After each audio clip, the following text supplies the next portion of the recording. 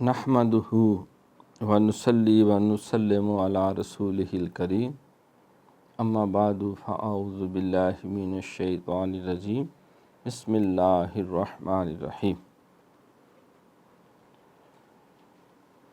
وَلْتَنْظُرْ نَفْسٌ مَا قَدَّمَتْ لِغَدٍ وقال النبی صلی اللہ علیہ وسلم الدنیا مزرعۃ الآخرہ صدق اللہ مولانا العظیم وصدق رسولہ النبی الکریم رب اشرح لی صدری ویسر لی امری واحلل عقدۃ من لسانی یفقہوا قولی اللہم صلی علی سیدنا و مولانا محمد و آلہ و صحابہ سیدنا و مولانا محمد و بارک وسلم صلی علیہ۔ حمد و صلوات کے بعد ہفتہ وار مجلس دین و دانش درس کشف المحجوب شریف جلد اول مکتوب شریف نمبر 49 ان دونوں دولتوں کے جمع کرنے یعنی ظاہر کو احکام شرعیہ سے آراستہ کرنے اور باطن کو ما سوائے حق کی گرفتاری سے آزاد کرنے کی ترغیب میں سرداری کے پناہ والے شیخ فرید کی طرف لکھا ہے۔ یہ مکتوب شریف بھی آپ نے گزشتہ 2-3 مکتوبات شریفہ کی طرح حضرت شیخ سید فرید بخاری جو مغلیہ دور میں مختلف اہم سرکاری عہدوں پہ فائز رہے، مختلف صوبوں کے گورنر رہے، جن پہ مغلیہ سلطنت بہت زیادہ اعتماد، بھروسہ اور انحصار کرتی تھی، اور ان کی خدمات کو ہر ایک نے سراہا۔ جو حضرت خواجہ خواجگان خواجہ باقی باللہ فانی فی اللہ دہلوی امام ربانی مجدد الثانی رحمۃ اللہ علیہ کے پیر و مرشد، ان کے آپ خلیفہ خاص تھے، اور سادات گھرانے سے تعلق اور نسبت کی وجہ سے ان کا ایک اور نمایاں رتبہ اور مقام تھا حضرت کے مریدین میں، صاحبزادگان میں، خلفاء میں، بلکہ پورے ہندوستان میں، اور تمام دینی مدارس، خانقاہوں اور دینی درسگاہوں کے انتظام و انصرام کے لیے حکومت ہند کی طرف سے جو گرانٹ اور عطیات اور وظائف وغیرہ مالی صورت میں اور دیگر مختلف طریقوں سے زمین دے کر یا جاگیریں وقف کر کے کی جاتی، تو شیخ سید فرید بخاری اس کے بھی انچارج تھے۔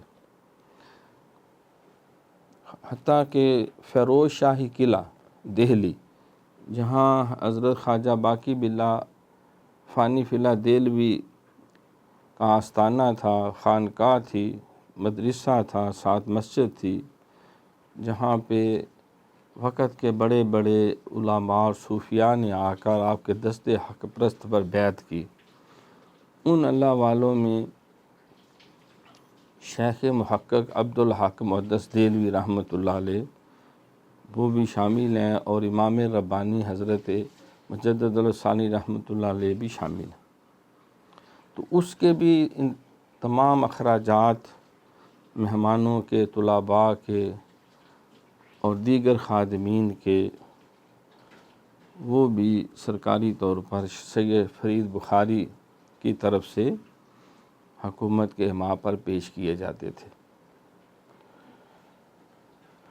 تو حضرت کے پردہ کرنے سے پہلے آپ نے سارے خلفاء، مریدین اور صاحبزادگان کو حضرت امام ربانی مجدد الثانی ان کے سپرد کیا، اور فرما دیا کہ شیخ احمد سرہندی وہ آفتاب و ماہتاب ہے کہ جس کی روشنی میں خواجہ باقی باللہ جیسے کئی ستارے گم ہیں۔ گو یہ آپ کی کسر نفسی تھی کیونکہ کتمان حوال میں، اپنے حوال کو چھپانے میں اور عاجز انکساری میں مشائخ میں خواجہ باقی باللہ دہلوی بہت بلند رتبہ رکھتے ہیں۔ اپنے مریدین اور خلفاء میں بھی یوں بیٹھے ہوتے تھے جس طرح پتہ نہیں شیخ کون ہے اور مرید کون ہے۔ جس طرح حضور علیہ الصلوۃ والسلام جب صحابہ کے اندر بیٹھے ہوتے تو باہر سے آنے والے کو اندازہ کرنا مشکل ہوتا کہ نبی کون ہے اور صدیق کون ہے، صحابی کون ہے۔ تو یہ آپ صلی اللہ علیہ وآلہ وسلم کی سنت مطہرہ اور انہی کا طریقہ مبارک ہے تعلیم و تربیت کا۔ تو اس مکتوب شریف میں بڑا مختصر سا مکتوب شریف ہے جس کا عنوان ہے کہ دو قسم کی دولتیں ہیں، ایک دنیا کی دولت ہے، ایک آخرت کی دولت ہے، ایک عقل معاش ہے، ایک عقل معاد ہے، پھر ایک ظاہری اوصاف حمیدہ ہیں اور دوسرا باطنی اخلاق جلیلہ ہے۔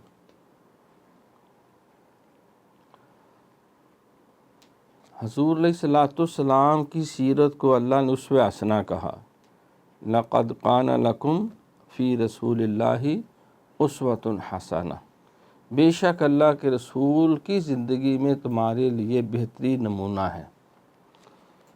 اب حضور علیہ الصلوۃ والسلام کی سیرت ہی ذریعہ وجہ و افتخار ٹھہری، آپ کی سیرت ہی اللہ کی نظر میں سب سے معتبر اور سب سے اعلیٰ عرفہ ٹھہری، وَإِنَّكَ لَعَلَىٰ خُلُقٍ عَظِيمٍ۔ تو اب ہم جس وقت حدیث کی ڈیفینیشن کرتے ہیں حدیث کیا ہے، تو کہا جاتا ہے کہ اعمالہ و اقوالہ و تقاریرہ و احوالہ، حضور علیہ الصلوۃ والسلام کے قول، فعل، تقریر اور احوال کا نام حدیث ہے۔ جو کچھ آپ نے ارشاد فرمایا وہ بھی حدیث، جو کچھ آپ نے خود عمل کیا صحابہ نے دیکھ کے لکھ لیا وہ بھی حدیث، جو آپ کے سامنے کوئی عمل ہوا اچھا یا برا اس کے بارے میں آپ نے اس کی تائید یا تردید فرمائی وہ بھی حدیث ہوئی۔ وہ احوال ہی، اور کچھ حضور علیہ السلام کے احوال ہوتے، خوشی کی کیفیت ہوتی، بعض کا غم کی کیفیت ہوتی، ایسے بھی احوال تھے کہ رات کے تھوڑے سے چھوٹے سے پہر میں سبحان الذی اسریٰ بعبدہ لیلا من المسجد الحرام الی المسجد الاقصیٰ، رات کے تھوڑے سے حصے میں اللہ نے آپ کو سیر کروائی مسجد حرام سے مسجد اقصیٰ تک، لنوریہ من آیاتنا الذی بارکنا حولہ، وہ مسجد اقصیٰ جس کے اردا گرد اللہ نے بڑی برکتیں رکھی تاکہ آپ کو اپنی قدرت کی، لنوریہ من آیاتنا انہ هو السمیع البصیر، کی قدرت کی نشانیاں دکھائیں۔ تو آپ کو نمازوں کا تحفہ ملا، امت کی بخشش کے پروگرام ہوئے، اللہ کی بارگاہ میں آپ نے تحیت پیش کی، التحیات للہ والصلوات والطیبات، اللہ کی بارگاہ سے جواب ملا، السلام علیک ایھا النبی ورحمۃ اللہ وبرکاتہ۔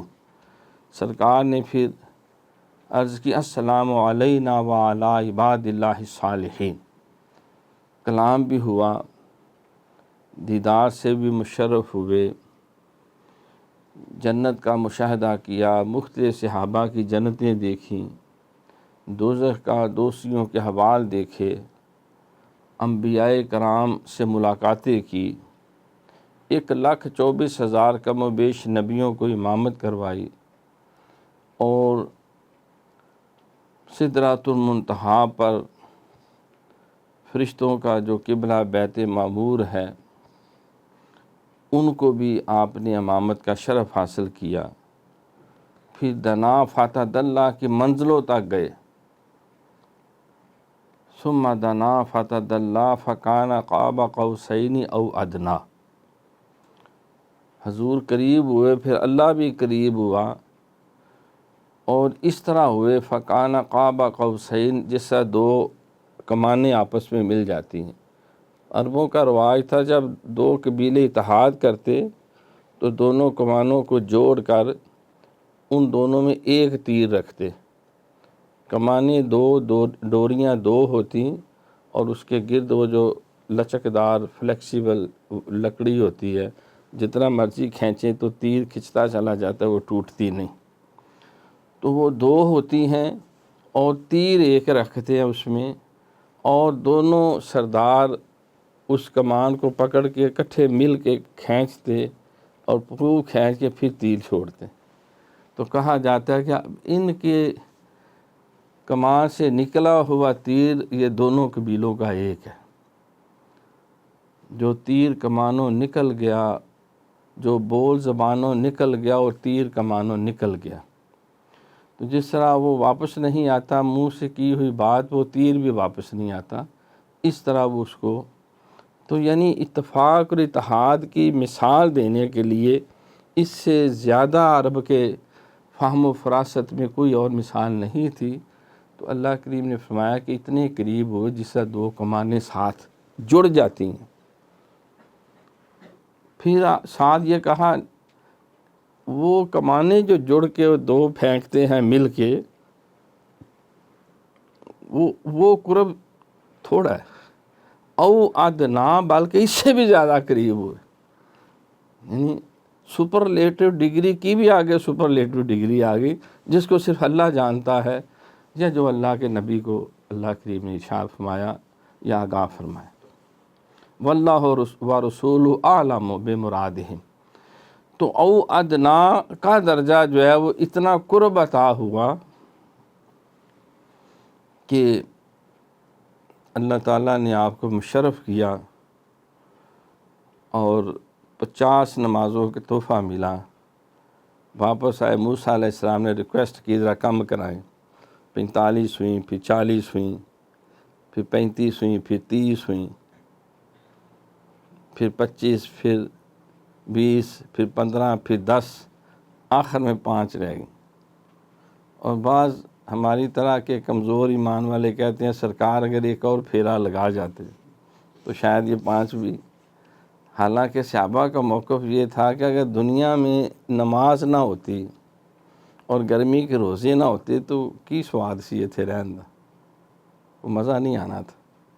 ان کے نزدیک تو الصلاۃ معراج المومنین، نماز مومن کی معراج ہے، عبادت غایت تذلل اللہ کے آگے بچھ جانے کا بہترین اظہار نماز ہے، اور اس کی معراج سجدہ ہے۔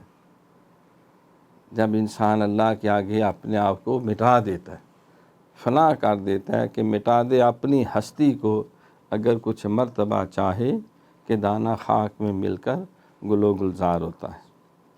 تو یہ سارے معاملات بھی ہوئے اور تفصیلی گفتگو بھی ہوئی۔ قرآن کہتا ہے فَأَوْحَىٰ إِلَىٰ عَبْدِهِ مَا أَوْحَىٰ، بس اللہ نے اپنے بندے سے بہت سی باتیں کی۔ کسی نے سوال کیا یا اللہ کیا باتیں ہوئیں؟ ما اوحا، جو دل چاہا ہوئی۔ کوئی ضروری ہے ساری باتیں تمہیں بتائی جائیں؟ جو تمہارے ریلیونٹ ہے وہ تمہیں بتا دی ہیں کہ نمازیں پڑھو، یہ جہنم اور جہنمیوں کے برے احوال سے بچو، یہ جنت ہے، جنتیوں جیسے اعمال کر کے نعمتوں کو حاصل کرو۔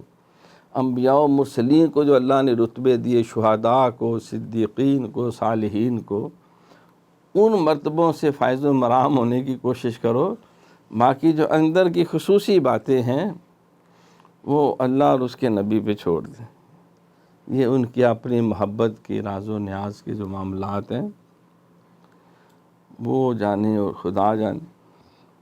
آقا تیری معراج کے تو لوح و قلم تک پہنچا، میری معراج کے میں تیرے قدم تک پہنچا۔ چلے جو حضرت موسیٰ تو کوہ طور تک پہنچے، بڑے جو حضرت عیسیٰ تو چوتھے فلک کے پور تک پہنچے، نظر والوں ذرا دیکھو محمد کی بلندی کو، چلے بیت الحرم سے اور خدا کے نور تک پہنچے۔ نازاں ہے جس پہ حسن وہ حسن رسول ہے، یہ کہکشاں تو آپ کے قدموں کی دھول ہے۔ اے راہ روان شوق یہاں سر کے بل چلو، طیبہ کے راستے کا تو کانٹا بھی پھول ہے۔ تو اب یہ بھی سرکار کا اسوہ حسنہ ہے، ٹھیک ہے نا، ہے نا۔ اللہ کہتا ہے حضور کا اسوہ اپناؤ، اب یہ عمل بھی کرنا پڑے گا۔ محمدی ہونے کا یہی مطلب ہے، محمد المشرب ہونے کا بھی یہی مطلب ہے۔ جب ضرورت پڑی تو چاند کے 2 ٹکڑے بھی کر لیے، ڈوبے ہوئے سورج کو بھی واپس بلا لیا، ابو جہل کے ہاتھوں میں کنکروں سے بھی کلمہ پڑھا لیا۔ ضرورت پڑی تو جب وہ جنگ کا غزوہ تبوک، وہ غزوہ حنین تھا، اور جب وہ تیروں کی بوچھاڑ ہوئی تو مٹھ میں آپ نے وہ مٹی کی ریت پھینکی تو وہ 303 کی گولیاں بن کے جا کے لگی، اور اللہ کریم نے فرمایا کہ وما رمیت اذ رمیت ولکن اللہ رما۔ اے میرے محبوب، جب آپ نے پھینکی تھیں وہ کنکریاں تو آپ نے تو نہیں پھینکی تھی، وہ تو میں نے پھینکی تھی۔ جب حضور نے صحابہ کے ہاتھ پہ ہاتھ رکھا تو آواز آئی کہ اے محبوب، ان الذین یبایعونک انما یبایعون اللہ ید اللہ فوق ایدیہم۔ ان کے ہاتھوں پہ آپ کا ہاتھ ہے تو اصل میں ہاتھوں کے اوپر اللہ کا ہاتھ ہے، اللہ کا بندہ مومن کا ہاتھ، غالب و کار آفریں، کار کشا کار ساز۔ تو یہ بھی حضور کی سیرت ہے۔ اب اللہ نے کہا کہ حضور کی سیرت اپناؤ، قل ان کنتم تحبون اللہ فاتبعونی یحببکم اللہ۔ اگر اللہ سے محبت ہے تو اس کا ایک ہی کرائیٹیریا ہے کہ انہیں کہو کہ فاتبعونی، میری اتباع کرو۔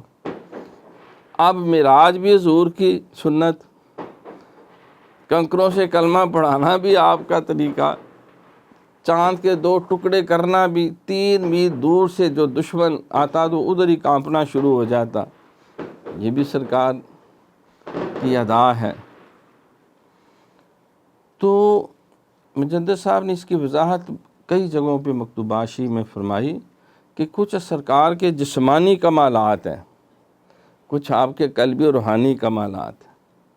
جس کے پاس حضور کی ظاہری سیرت ہے وہ 50% آپ کی اتباع کر رہا ہے، جس کے باطن کی سیرت بھی ہے وہ 100% اتباع کر رہا ہے۔ فاتبعونی یحببکم اللہ۔ رانجا رانجا آنکھ دینی میں آپ ہی رانجا ہوئی، صدیو نی منو دیدو رانجا ہی نہ آکھو کوئی۔ میں رانجے وچ رانجا میں وچ رتی فرق نہ کوئی، جدے نال میں نیو لگایا اوہ جی میں ہوئی۔ تو اب تبھی ہوگا جب حضور جیسا، مجدد صاحب فرماتے ہیں حال یہ ہونا چاہیے کہ نبی کو چھپا دیں، امتی کو رکھیں تو نبی کا محاندرہ پڑے، نبی کو لے آئیں اس کو چھپا دے تو غلام کا محاندرہ پڑے۔ جس طرح سرکار ہجرت کر کے مدینہ شریف پہنچے، ایک طرف نبی ہیں، ایک طرف صدیق ہیں، ایک طرف آقا ہے، ایک طرف غلام ہے، ایک طرف اللہ کا رسول ہے، ایک طرف اللہ کے رسول کا صحابی ہے۔ اذ یقول لصاحبہ لا تحزن ان اللہ معنا۔ تو اہل مدینہ کے انصار دوڑے، کسی نے صدیق اکبر کے دامن پکڑ لیا، کسی نے حضور، انہوں نے کہا یہ نبی ہے، انہوں نے کہا یہ نبی۔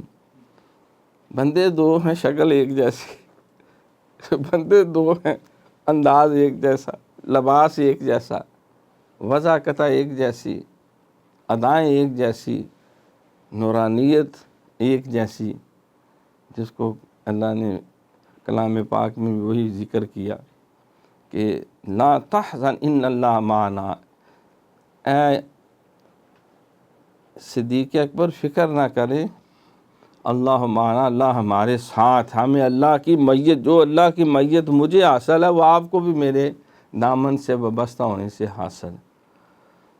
تو جب اس طرح کی موافقت ہو جائے، اسی کو فنا فی شیخ کہتے ہیں، اگر سرکار سے ہو جائے تو اسی کو فنا فی رسول کہتے ہیں، اللہ سے ہو جائے تو اسی کو فنا فی اللہ کہتے ہیں۔ صبغۃ اللہ ومن احسن من اللہ صبغہ، اللہ کا رنگ، اللہ کے رنگ سے بہتر کون سا رنگ ہے؟ یہودیوں نے کہا نا یہ فلانا رنگ جسم پہ ڈال دے تو بندہ پاک، عیسائیوں نے کہا نہیں، اگر یلو کلر وہ پانی میں ملا کے ڈال دیں بندہ پاک۔ ویسے یہ تصور ہندوؤں میں بھی ہے، گنگا جمنا میں ڈبکی مارو سارے گناہ معاف، اور سکھ کمیونٹی میں بھی ہے، وہ پنجہ صاحب جا کے غوطہ مارتے ہیں، تالاب ایک بہت بڑا۔ اللہ نے فرمایا یہ کن رنگوں کے چکر میں پڑے، یہ کون سا رنگ ہے؟ اصل تو رنگ اللہ کا رنگ ہے، اور اللہ کے رنگ سے بہتر کس کا رنگ ہے؟ اور وہ تقوی کا رنگ ہے، وہ اخلاص کا رنگ ہے، وہ اللہ کی محبت کا رنگ ہے، وہ نفس مطمئنہ کا رنگ ہے، وہ خشیت الہی کا رنگ ہے، رضوان من اللہ اکبر، وہ اللہ کی رضا جیت لینے کا رنگ ہے۔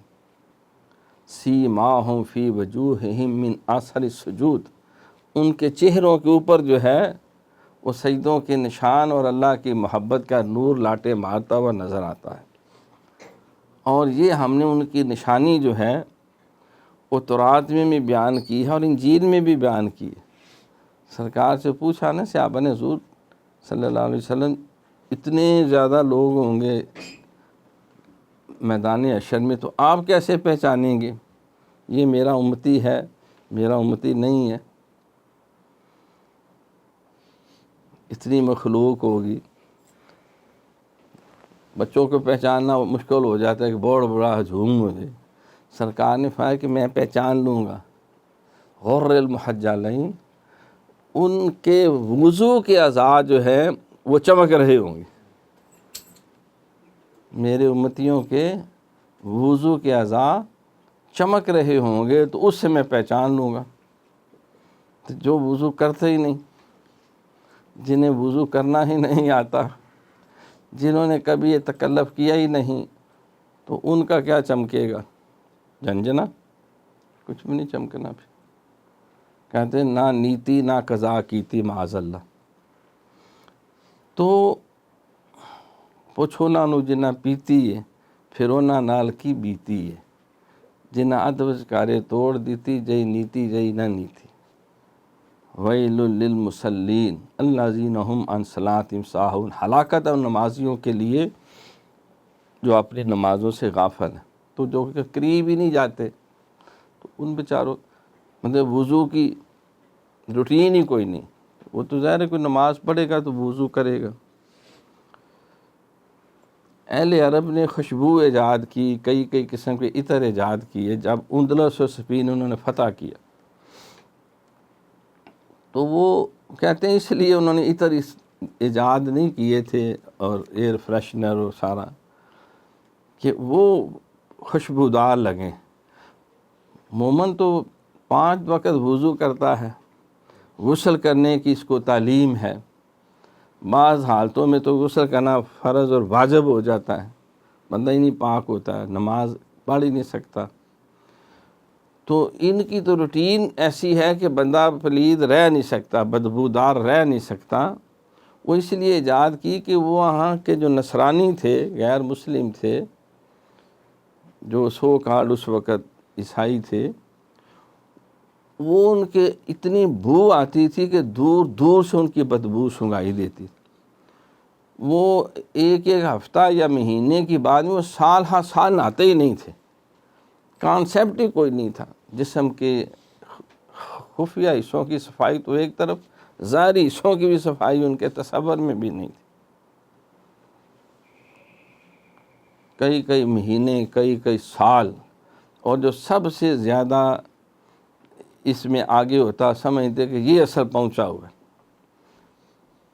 تو اسی لیے دیکھو اور بھی کئی مذاہب کے اندر وہ جو رہبانیت کا تصور ہے، اس میں پہلا یہی ہے کہ اپنے نفس کو مارو، منہ نہیں دھونا، شیراں دے منہ دھوتے ہوں نے، چلو یہ تصور ہے۔ شیر بھی کھا کے نا وہ منہ کی دانتوں کی صفائی کے اس نے بھی طریقے رکھے ہوئے ہیں. تو یہ ایویں پٹھے پٹھے محاورے. تو ان کے اندر کنسیپٹ ہی کوئی نہیں تھا یہ پاکیزگی کا، طہارت کا. اور اسلام تو کہ ان اللہ یحب التوابین و یحب المتطہرین، الطہور شطر الایمان، نصف ایمان ہے.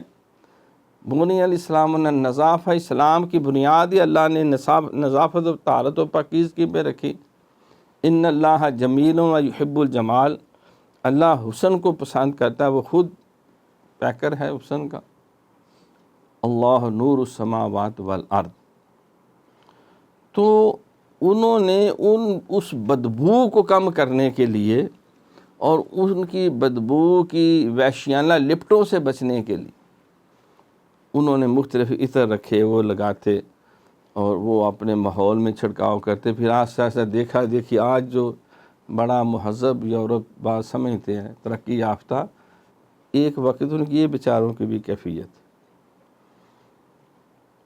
تو جب مسلمانوں نے وہاں قبضہ کیا تو ان میں مناظرہ ہو رہا تھا. دو گروہ، کیتھولک، پروٹسٹنٹ، مشہور ان کے فرقے بھی ہیں اور بھی کئی فرقے ہیں، کہ عیسیٰ علیہ السلام جس دراز گوش پر، جس ڈونکی پر سواری فرماتے تھے، اس کی لد کھانا جائز ہے یا جائز نہیں. کچھ دلائل دے رہے تھے جائز ہے، اجر و ثواب کا باعث ہے.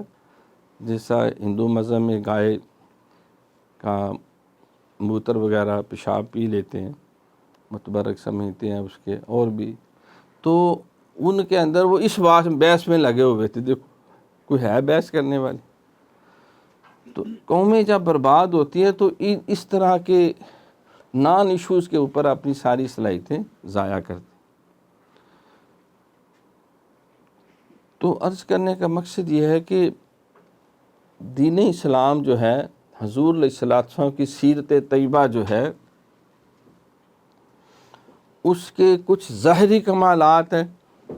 جسمانی حکومت بھی کر رہے ہیں، تجارت بھی کر رہے ہیں، عدالت بھی سنبھالی ہوئی ہے، نمازیں بھی پڑھ رہے ہیں، تہجدیں بھی ادا ہو رہی ہیں،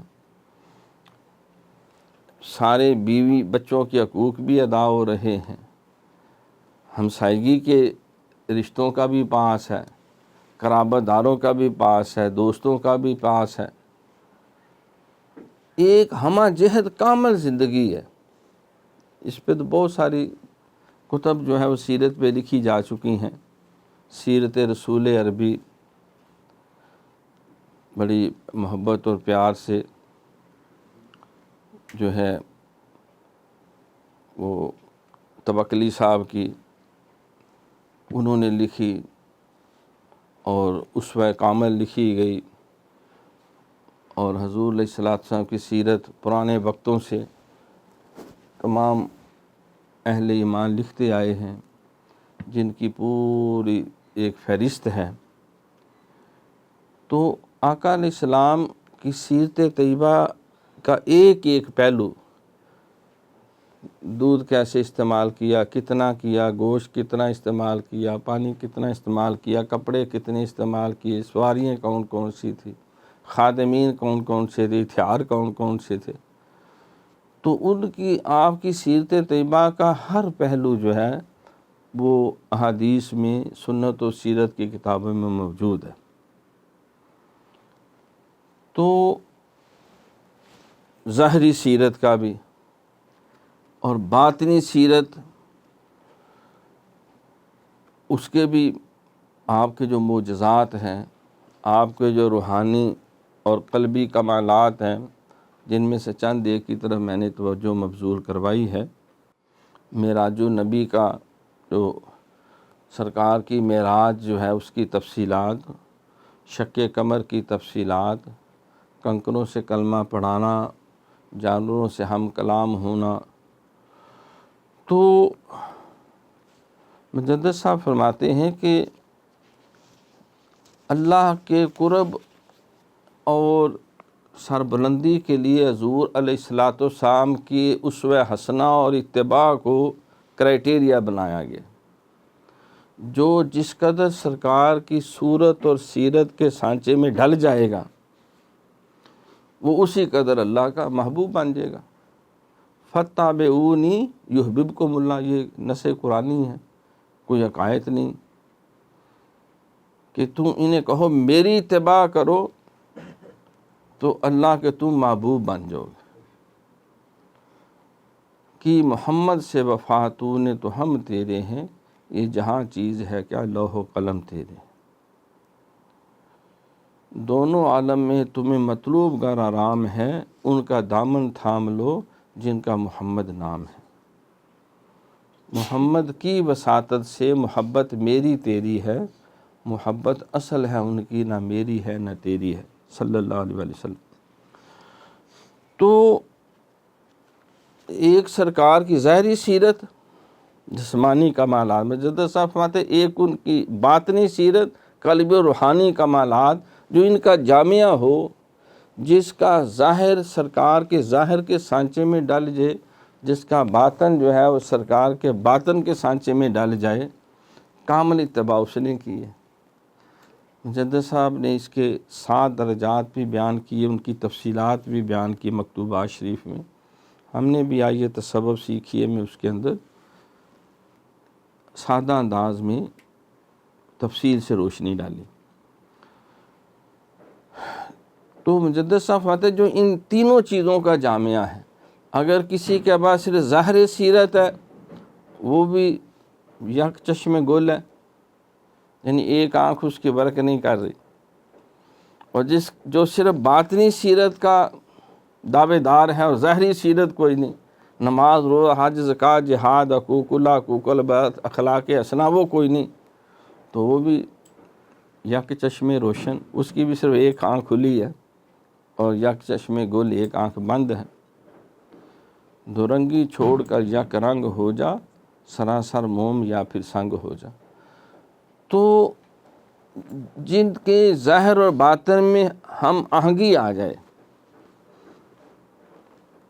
دیکھو یہ کہنا تو آسان ہے، اٹ از ایزی ٹو سے ڈیفیکلٹ ٹو ڈو، اصل تو چیز ہے کر کے دکھانا، کردار پیش کرنا۔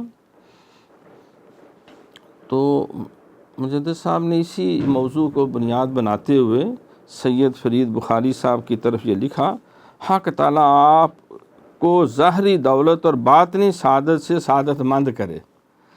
یعنی جو ظاہری دولت ہے اس سے مراد یہ ڈالر اور یہ پاؤنڈ، یہ ین، یہ ریال اور یہ روپے، یہ ٹکے، یہ پیسے نہیں، یہ سونا چاندی نہیں،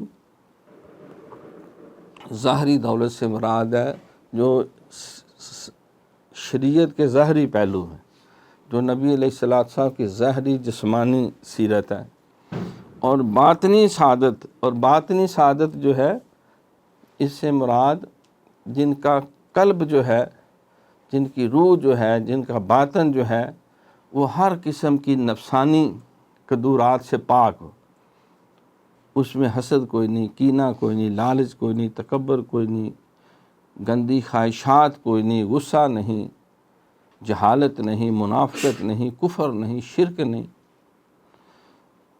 تو اس کا باطن ان سے بھی پاک ہو۔ پھر ان قلب، روح، سر، خفی، اخفا، ان کے کچھ جو ہے وہ ظاہری کمالات بھی جو ہے وہ نظر آتے ہیں۔ جب قلب پاک ہوتا ہے تو انسان کی سیرت کے اندر ایک اور رنگ ہوتا ہے، جب روح پاک ہوتی ہے تو ایک نئی خوشبو نکلتی ہے، جب سر، خفی، اخفا، یہ باقی لطائف پاک ہوتے ہیں تو وہ سراپا جو ہے وہ رہتا تو وہی ہے، یہ نہیں کہ اس کے 2 ناک ہو جاتے ہیں اور 4 آنکھیں ہو جاتی ہیں اور کان 6 ہو جاتے ہیں یا ہاتھ بڑھ جاتے ہیں، وجود اتنا ہی رہتا ہے، لیکن ان کے اندر ایسی توانائی آ جاتی ہے، تر و تازگی آ جاتی ہے، اور ایسی استعداد آ جاتی ہے کہ باقی اسی طرح کے اعضاء رکھنے والے میں نہیں ہوتی۔ جیسا بعض بیوقوف کہتے ہیں جی دیکھو نبی اور کیا فرق ہے ہم میں نبی میں، ان کے بھی 2 ٹانگیں ہماری بھی 2 ٹانگیں، ان کے بھی 2 ہاتھ ہمارے بھی 2، ان کی بھی 2 آنکھیں ہماری۔ تو اللہ والے کہتے ہیں کہ تیرے اور ابو جہل میں کیا فرق ہے؟ ابو جہل کے بھی 2 ٹانگیں تیری بھی 2 ٹانگیں، ابو جہل کے بھی 2 آنکھیں تیری بھی 2 آنکھیں، ابو جہل بھی الو کا چرخا اور تیرے اندر بھی وہی کرتوتیں، تو فرق کیا؟ دیر از ہیل آف ڈفرینس۔ تو نبی علیہ الصلوۃ والسلام جو ہے وہ تو ٹھیک ہے، قرآن نے خود کہا کہ انہیں کہہ دو کل انا بشرکم بشر مثلکم یوحی الیہ، میں تمہاری ہی طرح انسان ہوں، لیکن دیکھو اللہ میری طرح وحی بھیجتا ہے، تمہارے پاس تو کوئی نہیں فرشتہ آتا، تمہارے پاس تو وحی نازل نہیں ہوتی۔ ایکم مثلی، ایک موقع پہ سرکار نے یام وصال کے روزے رکھے کئی دنوں کے، تو صحابہ نے کوشش کی، تو دوسرے تیسرے دن ان کی 4 پائیں جو ہے وہ مسجد نبی میں گھر والے اٹھا کے لے آئے، ایت ہونے ہی وقت تو پہلے حق ہونے لگا، شہید ہونے لگا، شہید صوم، شہید وصال صوم، یعنی لمبے روزے جو ہیں۔ تو پھر سرکار نے فرمایا کہ ایکم مثلی، تم میں سے کون ہے جو میری طرح ہو، خدا کے بندو ہو، میں تو راتیں اللہ کے پاس گزارتا ہوں اور اللہ مجھ کو کھلاتا بھی ہے اور پلاتا بھی ہے۔ کہ تم راتیں اللہ کے پاس گزارتے ہو، اللہ تمہیں کھلاتا پلاتا ہے، کوئی وحی الہی نازل ہوتی ہے، اللہ کے وہ قربت کی منزلیں ہوتی۔ سرکار نے فرمایا کہ میں اللہ کے ساتھ میرا کچھ ایسے اوقات ہوتے ہیں کہ وہاں کسی فرشتے کسی اور کی گنجائش ہی نہیں ہوتی۔ تو معلوم یہ ہوا کہ حضور علیہ الصلوۃ والسلام کی کچھ یہ باطنی احوال بھی ہیں۔ تو اب سرکار کی اتباع ہی کرائیٹیریا ہے وجہ افتخار ہونے کا، تو جب وہ اتباع کے ان باطنی مرتبوں سے بھی فائز المرام ہوگا، متصف ہوگا، جس طرح سرکار نے فرمایا کہ ما صب اللہ فی صدری الا وقد صببت فی قلب ابی بکر، جو کچھ اللہ نے میرے سینے میں ڈالا میں نے ابو بکر کے سینے میں ڈال دی۔ اللہ کی 360 عادات مبارکہ ہیں، ایک بھی جس میں پائی جائے وہ مومن ہے۔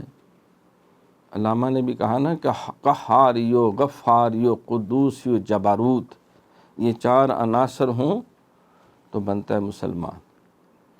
قہاری کا فیض، قہار، غفار بخشنا، قہار کیر کرنا، قدوس پاک اور صاف، جبروت سخت گرفت کرنے والا،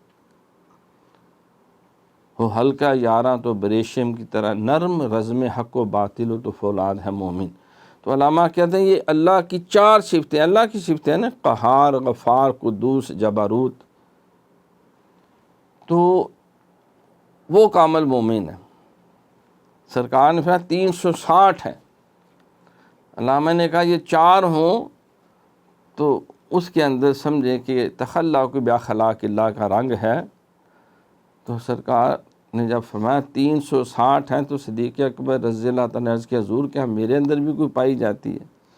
فرمایا مجھے قسم ہے اس ذات کی جس کے قبضے میں محمد کی جان ہے، تیرے وجود میں، تیرے ظاہر اور باطن میں اللہ کی وہ پوری 360 صفات کامل طور پہ ان کا فیض موجود ہے۔ تو یہ باطنی سیرت ہے۔ ایک بندہ کہتا ہے میں محمدی اور مشرب ہوں، میں سرکار کا کامل خادم ہوں، لیکن ایک بھی رنگ نہیں، ایک بھی جھلک کی، نہ ظاہر کی نہ باطن کی، صرف دعویٰ ہی دعویٰ ہے۔ جیسا یہودیوں کو یہ تھا کہ ہم تو نبیوں کی اولاد ہیں، ہماری تو رگوں میں نبیوں کا خون ہے، نحن ابناء اللہ و احباہ، ہم تو اللہ کے پتر ہیں، نبی زادے نہیں خدا زادے ہیں معاذ اللہ، اور اللہ کے بڑے لاڈلے چیتے۔ وجہ افتخار تو خون کے ساتھ ہے، نسبت کے ساتھ ہے، خاندانی تعلق کے ساتھ ہے، اور ہمارے تو ہزاروں نبی ہیں، 1 2 کی تو بات ہی کوئی نہیں۔ تو ہم اللہ کے پتر ہیں۔ عیسائیوں کا بھی یہی عقیدہ تھا، قرآن میں یہ لکھا ہوا ہے۔ تو اللہ نے فرمایا کہ نہیں تم تو لعنتی ہو، فواو غضب نے لا غضب، لوگوں پہ یہ غضب کیا میں نے غضب تم پہ بھیجا۔ وَضُرِبَتْ عَلَيْهِمُ الذِّلَّةُ وَالْمَسْكَنَةُ، میں نے ذلت اور رسوائی تمہارا مقدر بنا دیا۔ تم دعوے کرتے ہو ہم نبیوں کی اولاد ہیں، اللہ دے پتر، رکھا دے، نہ ان کی سیرت، نہ ان کا کردار، نہ ان کا ظاہر، نہ ان کا باطن. تمہیں یہ کس نے یہ سبق پڑھا دیا ہے؟ اگر تم فَإِن تَتَوَلَّوْا پھر جاؤ گے اس رستے سے، يَسْتَبْدِلْ قَوْمًا بِقَوْمٍ، ہم اس قوم کو نابود نئی قوم لے آئیں گے، اور پھر یہ ہوگا وہ ایسے نہیں ہوں گے جس طرح کے تمہارے کرتوت ہیں، وہ تمہاری طرح نہیں ہوں گے. یہی وجہ ہے کہ جب اہل عرب نے قدر نہ کی، اللہ نے وہ تاج اٹھایا اور دوسروں کے سر رکھ دیا. انہوں نے قدر نہیں کی، اللہ نے کسی اور سر کے پہ رکھ دیا. انہوں نے قدر نہیں کی، اللہ ہند کے اندر ادھر بھیج دیا. یہ تو اللہ کریم کے اپنے فیصلے ہیں. تو سرکار کی اتباع، مجدد صاحب کہتے ہیں دو پہلو، ایک ظاہری اور ایک باطنی. تو جس کو ظاہری دولت بھی مل گئی، سرکار کی ظاہری سیرت بھی اس نے اپنا لی، اور جس کو باطنی سیرت بھی مل گئی وہ بھی اس نے اپنا لی، وہ خوش بخت ہے جس نے کامل اتباع کا فیض لیا ہے اور اسوہ حسنہ پہ عمل کرنے کی سعادت حاصل کی. تو آپ کا پہلا جملہ ہی یہ ہے کہ حق تعالیٰ آپ کو ظاہری دولت اور باطنی سعادت سے سعادت مند کرے. حقیقت میں ظاہری دولت یہ ہے کہ اپنے ظاہر کو شریعت مصطفی کے حکام سے آراستہ کیا جائے، اور سعادت باطنی یہ ہے کہ باطن کو ما سوائے حق کی گرفتاری سے خلاص اور آزاد کیا جائے.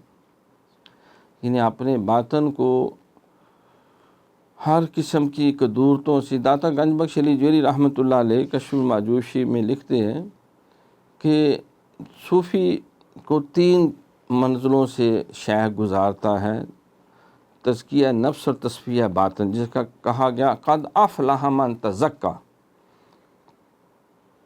کامیاب ہو گیا وہ جس نے تزکیہ حاصل کر لیا. وذاکر اسم ربی وصلی، اللہ کا ذکر بھی کیا اس کے نام کا، اور نمازیں بھی پڑھی، قربت کی منزلیں بھی حاصل کی. تو آپ فرماتے ہیں کہ پہلے درجے میں شیخ جو ہے وہ خدمت خلق کے راستے پہ چلاتا ہے. وہ اس قدر مخلوق کی خدمت میں لگا رہے کہ اس کو اپنی جتنی انا ہے وہ ساری کی ساری اللہ تعالیٰ کی مخلوق کی خدمت کے حوالے کر دے، ہر ایک کی خدمت. کسی درویش نے کہا نا کہ جو اللہ والا ہے وہ چاہے شیخ ہو یا مرید ہو وہ خدمت میں ہی رہتا. ان کا حضرت چلو مرید ہوا پھر تو سمجھ آتی، شیخ ہو تو وہ تو مخدوم ہو جائے گا. وہ کون سا فقیر ہے؟ فقیر وہ ہے جو شیخ ہو یا مرید ہو خدمت میں ہی رہتا ہے. فائدہ کہ چلو اب ہم سفر کرتے ہیں اکٹھے، اب میں تیرا امیر ہوں اور تو میرا خادم ہے ساتھ. ٹھیک ہے جی، سفر شروع ہو گیا، آپ نے تھیلا بھی پکڑ لیا، اس کا بھی سامان آپ، انہوں نے کہا حضرت میں تو خادم ہوں، تو خادم کو سامان پکڑنے پایا، میں تیرا امیر ہوں. امیر کا حکم ماننا ضروری ہے. اللہ کے نبی نے فرمایا کہ امیر وہ ہے کہ اس کی اطاعت کرو جب وہ تمہیں حقیقت کی طرف لے کے جاتا ہے. اطیعوا اللہ و اطیعوا الرسول و اولی الامر منکم. فرمایا اگر تمہارے اوپر ناک کٹا حبشی جو ہے وہ بھی امیر بنا دیا جائے تو اس پہ اتباع کرو. تو میں امیر ہوں لہذا اونچا سانس نہیں لینا. اب اس کو وضو بھی کروا رہے ہیں، اس کو لقمے بھی توڑ کے کھلا رہے ہیں، پورے سفر میں اس کی خدمت کرتے. اس نے کہا میں تو الٹا پھنس گیا، میں تو حضرت سے برکتیں لینا چاہتا تھا کہ خدمت کروں گا، یہ تو میں ڈیمانڈ ہی غلط کر بیٹھا. وہ منزل پہ پہنچ گئے تو کیا بھئی یہ ہے طریقہ. اب میں تیرا شیخ تھا، تیرا امیر تھا، لیکن اس نے کہا حضرت اب جو ہے مجھے تھوڑی دیر کے لیے امیر بنا دے، اب اگلا سفر آپ مقتدی اور آپ خادم بن جائیں. میں بالکل میں بھی یہی چاہتا ہوں کہ تمہیں تعلیم ملنی چاہیے. تو وہ سفر شروع ہوا تو پھر تھیلا بھی پکڑ لیا، جوتے بھی پکڑ لیے، سامان بھی پکڑ لیے. اس نے کہا حضرت اب میں آپ کا امیر ہوں، میری اتباع کرنا، حکم ماننا پہ ضروری۔ فرمایا کہ اللہ تمہیں ہدایت دے، میں نوکر اور خادم ہوں، کیوں مجھے اس عادت سے معروم کرتے ہیں؟ اللہ نے خود کہا ہے کہ بڑوں کی عزت کرو، احترام کرو، خدمت کرو۔ تو آپ تو اس ٹائم میرے مائی باپ کی جگہ پہ ہیں، تو مجھ سے یہ گستاخی نہ کروائیں۔ اور اسی طرح اسے وہ سارے پہلو سکھاتے ہوئے سارا سفر پھر خدمت ہی کرتے رہے۔ تو منزل جب آ گئی تو فرمایا کہ بھئی یہ ہے وہ بات کہ سید القوم خادم، وہ بیچارہ سید قوم کا ہے، خادم ہے، وہ خیر الناس من ینفع الناس۔ تو فقیر کا کام ہے خدمت کرنا، وہ چاہے حاکم ہو تب بھی اس نے وہی کچھ کرنا، چاہے وہ محکوم اس نے تب بھی خدمت ہی کرنی۔ یہ فقر ہے۔ تو جو فرعون و نمرود بن کے خدائی مسند پہ جا بیٹھے اور نبوت کی مسند سنبھال لے، خبردار۔ مجدد صاحب پہ پاس آیا نا کوئی مرید، میں حضور جا رہا ہوں سفر پہ، تو دعا فرمائیں، کوئی نصیحت کریں۔ فرمایا یار خدا اور رسول ہونے کا دعویٰ نہ کرنا، باقی چلو خیر ہے، گزارا ہو جائے گا، کوئی راہ نکل ہی آئے گا، بچ بچاؤ۔ اس کے حضرت یہ کون سی بات ہے؟ کون بدبخت جو ہے وہ خدا ہونے کا دعویٰ کر سکتا ہے یا رسول ہونے کا؟ ابھی بات یہ ہے کہ جس وقت تیرے دل میں یہ خیال ہے کہ میں بڑا ہوں، سارے میری خدمت کریں، یہ خدائی دعویٰ ہے، میں چاہوں جو کر سکتا ہوں، یہ بیماری جو ہے تکبر، یہ تو اللہ کی شان ہے۔ اور جس وقت تو کہے کہ میرا جس نے حکم نہ مانا میں جہنم میں ہانک دوں گا، میں ساڑ کے سواہ کر دوں گا، میں جو کہہ رہا ہوں وہ صحیح ہے، باقی سارے کے سارے معاذ اللہ جھوٹے فراڈی ہیں، میرے منہ سے نکلی ہی بات سند ہے، باقی ساری دنیا جو مرضی کہتی رہے، تو ان کے کوئی سٹیٹس نہیں، کوئی حیثیت نہیں۔ بھائی یہ تو نبی کا درجہ اور مقام ہے، وہ جو اس کی نہ مانے وہ جہنمی ہو جاتا ہے، اس کی اتباع فرض عین ہے، اس سے تو سرے منہ انحراف کوئی نہیں کر سکتا۔ تو جب اپنے آپ کو اس درجے پہ لے جائے، جس طرح وہ خواب میں حضور علیہ السلام کی زیارت ہوئی، حضرت محی الدین ابن عربی رحمۃ اللہ علیہ کی سیرت میں لکھا ہے، فرماتے ہیں کہ سرکار نے منہ پھیر لیا، میں نے عرض کیا حضور میرے ماں باپ آپ پہ قربان ہوں، کیا گستاخی کر بیٹھا؟ میں وہ فلاں ایک عالم دین ہے، بزرگ ہیں، درویش ہیں، تو تو ان کے بارے میں بڑی سخت باتیں کرتا پھرتا ہے، تمہیں کو خیال کرنا چاہیے۔ انہوں نے کہا کہ جناب وہ میرے شیخ کے بارے میں اس کا کوئی سوچ صحیح نہیں، وہ میرے شیخ کو وہ اس درجے میں نہیں رکھتا جو اصل اس کا سٹیٹس ہے، وہ وقت کا غوث ہے، غوث اعظم ہے، فلاں ہے، ڈمکان ہے۔ تو کیونکہ میرے شیخ کے بارے میں اس کا اچھا تصور نہیں آیا، لہٰذا مجھے وہ برا لگتا ہے۔ فرمایا کو تیرا شیخ نبی ہو گیا کہ جو اس کو شیخ نہیں مانے گا تو وہ کافر ہو جائے گا، یا اس کی حیثیت کوئی نہیں رہے گی، کیا وہ نبی اور رسول ہو گیا؟ نہیں حضور وہ نبی رسول تو نہیں، بھائی صرف نبی کا سٹیٹس ہے، جو اس کو نہیں مانتا یا کوئی ایسی بات ہوتی ہے تو اس کے اوپر فوراً شریعت حرکت میں آتی ہے، تیرا شیخ ہے کوئی نبی رسول تو نہیں، فوراً جا کے اس سے معافی مانگو، معذرت کرو، اس کا دل راضی کرو۔ فاتح میں اگلے دن اٹھا اور جا کے سرکار سے معذرت کی، حضور میں معافی چاہتا ہوں۔ تو یہ جو انسان کے اندر چیزیں آ جاتی ہیں، تو مجدد صاحب فرماتے ہیں کہ جس کا ظاہر شریعت کے ظاہر سے آراستہ ہو، اور جس کا باطن شریعت کے باطن، شریعت کا ظاہر یعنی سرکار کی ظاہری سیرت، شریعت کا باطن یعنی سرکار کی باطنی سیرت، یہ نہیں جو اپنی انہوں نے گھڑی ہوئی ہے۔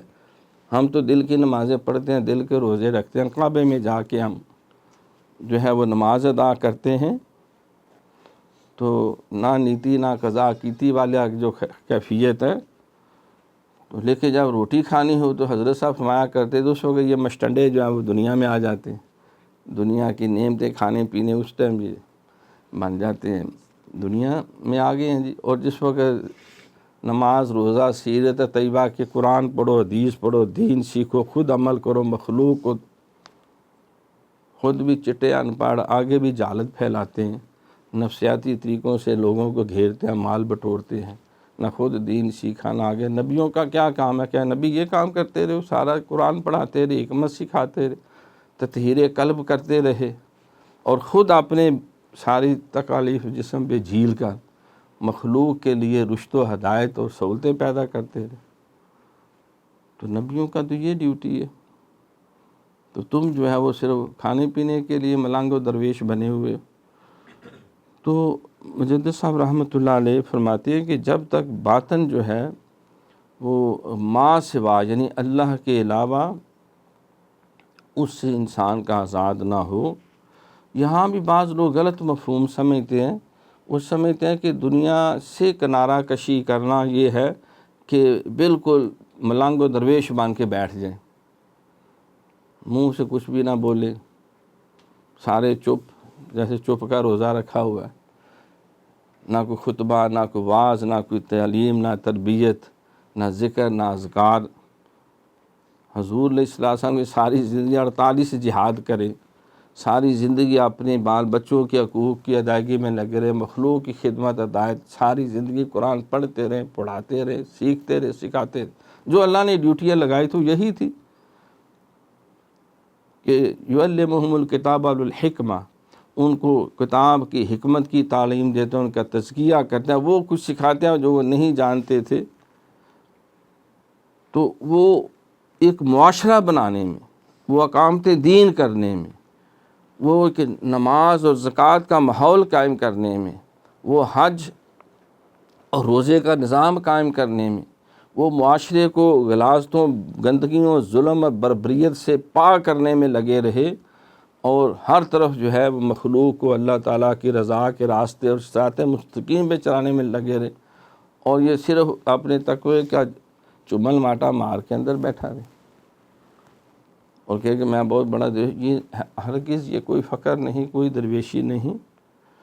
ترک دنیا کی جو ڈیفینیشن حضرت خواجہ جنید بغدادی رحمۃ اللہ علیہ آپ فرماتے ہیں کہ ترک دنیا یہ نہیں کہ تم حقوق العباد سے پہلو تہی کر کے فرار کرو، یہ کم ہمتی ہے، یہ بزدلی ہے، یہ مردوں کی شان نہیں، بلکہ سارے مسائل اور ہر قسم کے چیلنج، وقت کے جتنے نمرود فرعون جو ہے وہ آ جائیں تو تم سیسا پلائی دیوار بن جاؤ، تر شروع ہو کے تو گالی ہزار دے، یہ وہ نشہ نہیں جس سے ترشی ہوتا۔ تو باطل کے آگے بند بن جانا، کوئی درویش کسی کا اللہ نے حکم دیا نا جاؤ فلاں بستی کو زمین سے اکھاڑو، آسمان سے نیچے پٹک دو، بہت بدتمیز اور غلط ہو گیا۔ فرشتہ گیا عرض کی مولا معافی چاہتا ہوں، وہاں تھے بڑا نیک آدمی ہے، وہ تو اللہ اللہ کرتا رہتا، فرمایا آسمان پہ لے جا کے پہلے اسے نیچے پھینکنا، اس کے اوپر باقیوں کا پٹاخہ چلانا، وہ کدا نیک آدمی، ادھر کدی پیشانی تے بالی نہیں پیا، ہر طرف حرام خوری بدتمیزی ہو رہی، بدماشی ہو رہی ہیں، اور نیک بن کے بیٹھا ہوا ہے، لڑے ان سے۔ من رأى منکم منکرا فلیغیرہ بیدہ فإن لم یستطع فبلسانہ فإن لم یستطع بقلبہ وذلک اضعف الایمان، قوت سے روکے، نہیں ہمت زبان سے منع کرے، نہیں ہمت تو دہا کرے، نکل جائے، دور ہو جائے، اور برا سمجھے ان کو، ان عمل سے اپنے آپ کو بچائے، اپنی آل اولاد کو بچائے، نیکی کے کاموں میں تعاون کرے، برائیوں معصیت میں تعاون نہ کرے، تو اس کو پہلے زمین پہ پٹکو۔ وہ علامہ اقبال کسی بزرگ کے پاس گئے نا تو انہوں نے ملنے سے انکار کر دیا، ان کا کی وجہ کہ مچھاں بڑیاں وڈیاں نے، ہاں کوئی چھوٹیاں ہوں تو شاید گزارا ہو جان، میں داڑھی والے کے جس کی نہ ہو وہ بھی پوری سنت طریقے میں نہیں اس کو ملتا۔ انہوں نے ایک چٹ لکھ کے بھیجی، خیر انہوں نے بلوا لیا اندر، انہوں نے کہا حضور یہ کون سا تقوی اور پرہیزگاری ہے، سرکار کی سیرت سارا کچھ آپ کے سامنے ہے، سارا لاہور کنجر خانہ بن گیا، دن بدن چکلے کی گلیاں بڑھتی جا رہی ہیں، تسی ایتھے تقوی چادر لپیٹ کے بیٹھے ہو، وہ سکھانے جا کے انہوں نے ہدایت دی راہ تے پانا یا ہندوؤں دی ڈیوٹی ہے، سرکار تے چپ کر کے نہیں بیٹھے، لاٹھیاں بھی کھا دیاں، پتھراؤ بھی سہ لیا، ہر برا الزام، ہر قسم کی بدتمیزی، آپ نے صحابہ کے ساتھ بہت سے اپنے مخلصین بھی شہید کروائے، ڈٹے رہے۔ والذی ارسل رسولہ بالہدی ودین الحق لیظہرہ علی الدین کلہ ولو کرہ الکافرون۔ وہ ذات جس نے اپنے نبی کو سچا دین دے کے بھیجا، اس دین کو غالب کرے ہر جھوٹے دین کے اوپر، چاہے کافر الٹے کیوں نہ لٹک جائے۔ تو یہ اقامت دین، غلبہ دین اس کی ڈیوٹی میں شامل ہے۔ سرکار نے نہیں پوچھا تھا خطبہ حجۃ الوداع کیا میں نے اپنا ڈیوٹی ادا کی کہ نہیں؟ ان کا حضور آپ نے ہمیں پیغام پہنچایا اور اپنا فرض ادا کرنے کا حق ادا کر دیا۔ 3 دفعہ ان سے گواہی لے کے پھر آسمان کی طرف انگلی سے اشارہ کیا، مولا دیکھ یہ تیرے بندے کیا کہہ رہے ہیں۔ یہ کم و بیش 1,40,000 صحابہ کرام صحابیات رضوان اللہ تعالیٰ علیہ مجمعین۔ تو یہ ہے اقامت دین، یہ ہے فقر۔ نکل کر خانقاہوں سے ادا کا رسم شبیری، امام علی مقام تو نہیں بیٹھے، سارا کچھ شہید کرا دیا، سر داد نہ داد دست داد۔ یہ ہے فقر، یہ درویشی ہے، یہ عظیمت ہے، یہ تقویٰ ہے۔ تو خواجہ جنید بغدادی رحمۃ اللہ علیہ فرماتے ہیں تقویٰ، فقر، یہ ترک دنیا، یہ نہیں کہ تم اپنے فرائض سے فرار کر کے چھپ کے بیٹھ جاؤ، یہ تو نہ مردگی ہے، وہ کہتا درویش ہے، کچھ بھی نہیں، جو مرضی دعوے کرتا پھرے، اس کی کوئی حیثیت نہیں اللہ کی نظر میں۔ وَتَوَاصَوْا بِالْحَقِّ وَتَوَاصَوْا بِالصَّبْرِ، قسم ہے زمانے کے ہر بندہ گھاٹے میں ہے سوائے ایمان اور عمل صالح کرنے والے کے، پھر حق کو پھیلائے اور تکلیفیں ہیں تو صبر بھی کرے۔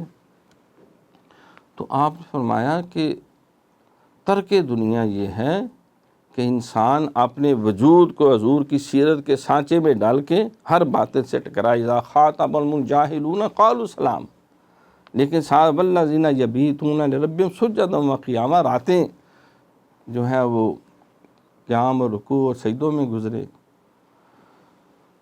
اور دن کو وہ ڈیوٹی ادا کرے جو نبی علیہ السلام ادا کرتے رہے۔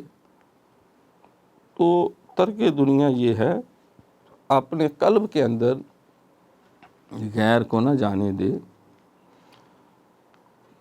یہ ترک دنیا ہے کہ دل کے اندر غیر کو نہ جانے دے، باقی اپنے جسم کو اللہ کی مخلوق کی خدمت، ہدایت اور اقامت دین کے لیے وقف کرے۔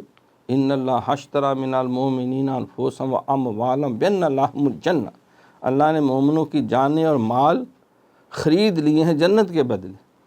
وہ جان بھی ان کی اللہ کی رضا کے لیے، مال بھی، راتیں بھی، دن بھی۔ میری زندگی کا مقصد آقا تیرے دین کی سرفرازی، میں اسی لیے مسلمان، میں اسی لیے نمازی۔